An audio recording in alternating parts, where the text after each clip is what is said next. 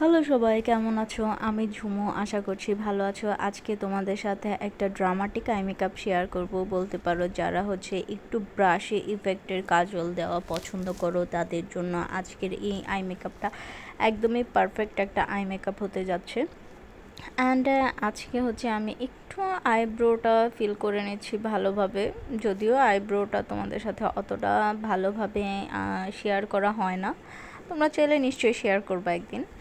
And লিডটা তো আমি আগেই প্রেপ করে নিয়েছি। তারপর একটা নুড বেস কালার নিয়ে খুব ভালোভাবে লিডটা আমি শেডটা অ্যাপ্লাই করে নিচ্ছি লিডে। অ্যান্ড দেন আরেকটা টোন দিয়ে, অ্যাকচুয়ালি ফার্স্টে একদম নুড বেস দিয়ে শুরু করবে, দেন আস্তে আস্তে ডার্ক করে যাবে।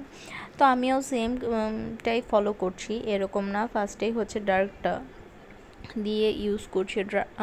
ফার্স্টে ডার্কটা দিলে হয় কি একদমই ব্যালেন্স করা যায় না, অ্যান্ড খুবই আর্টিফিশিয়াল লাগে দেখতে।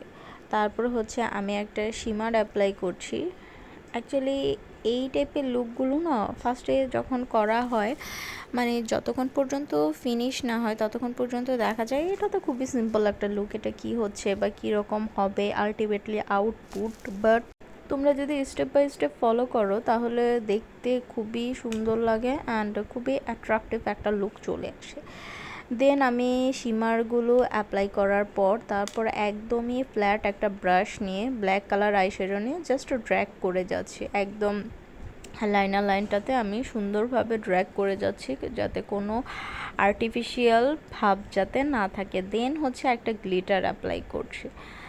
এই দিকেও আমি বলবো যে আমি যেভাবে স্টেপগুলো ফলো করেছি তোমরা যদি ঠিক সেভাবে করো তাহলে খুবই সুন্দর ব্রাশি একটা ইফেক্ট চলে আসে।